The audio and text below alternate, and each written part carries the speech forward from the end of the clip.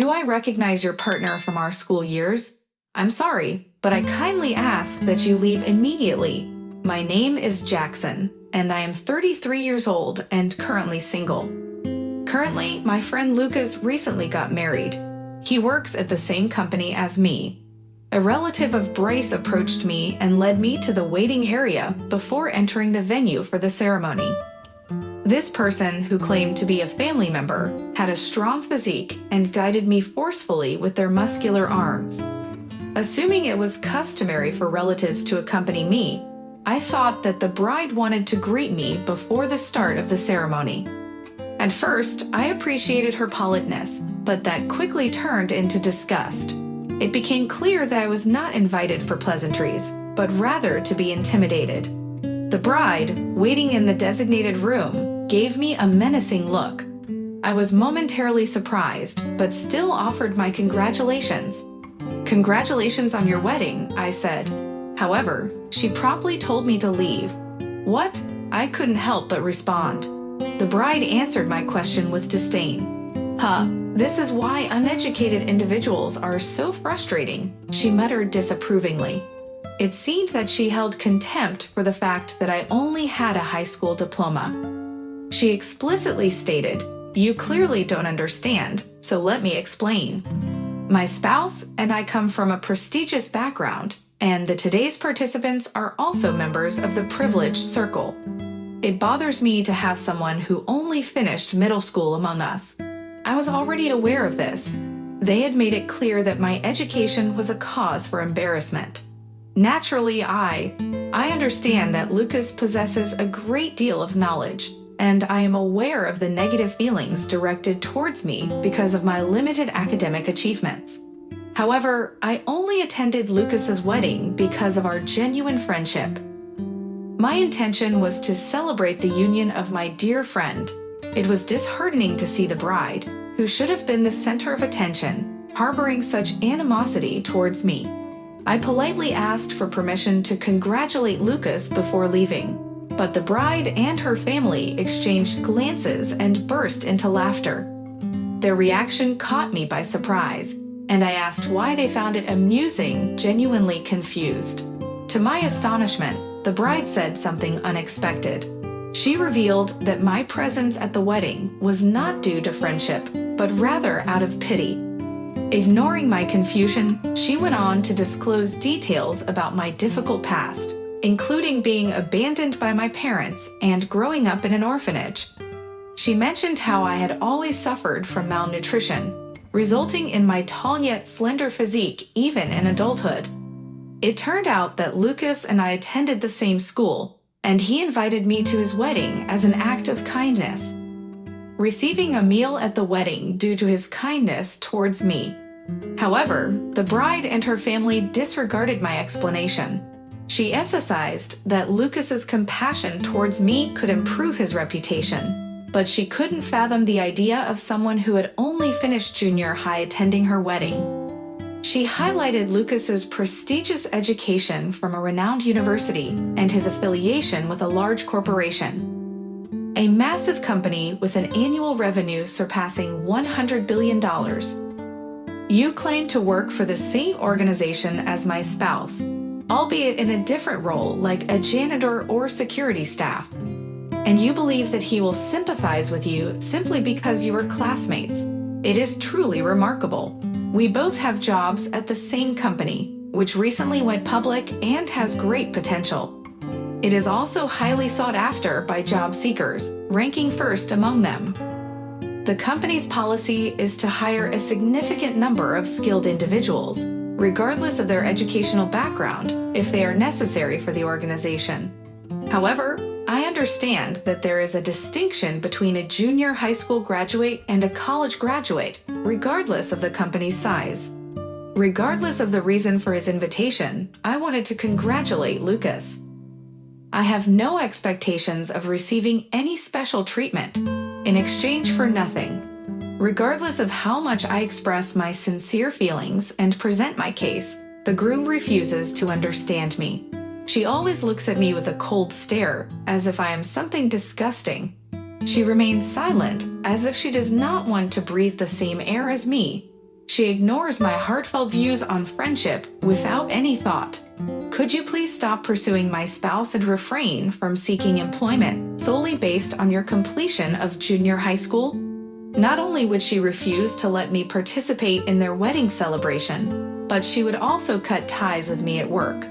I'm speechless. No matter how much the company embraces junior high school graduates, I finished my education and turned it down, and I am rejecting any connection with my partner. A male member of my family grabs my chest. Hey, please don't be so harsh. I tried to grab his arm and shake him off, but he pushed me against the wall. I felt a dull pain in my back and lungs and let out a quiet moan. If you understand, just leave.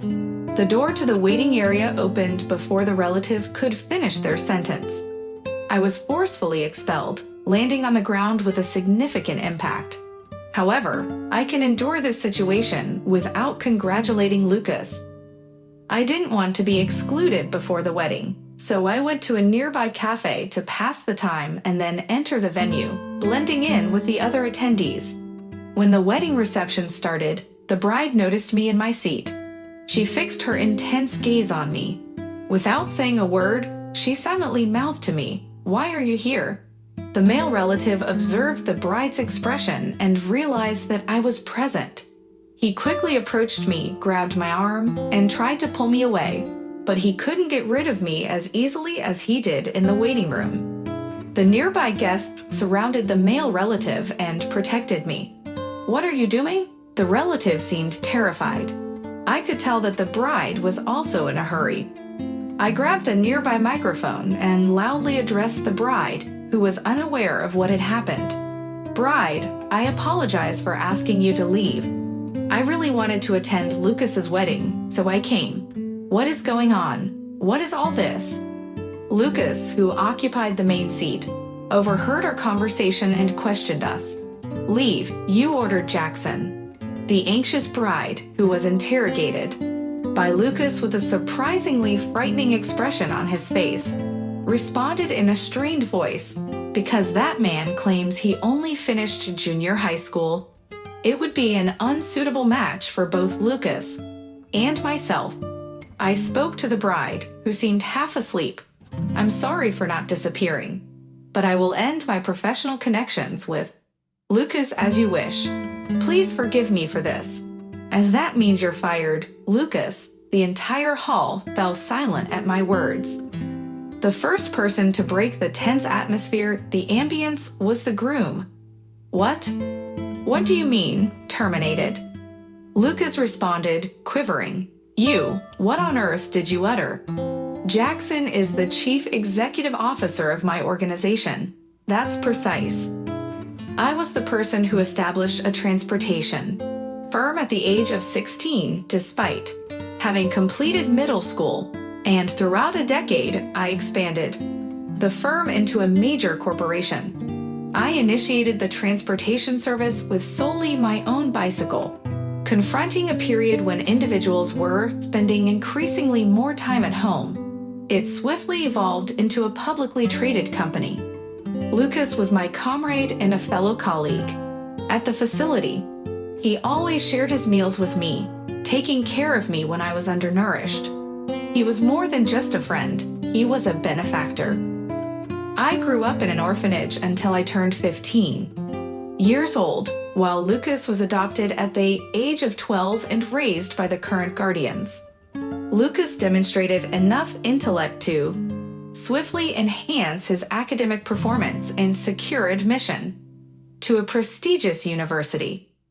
We maintained contact with each other even after we relocated apart.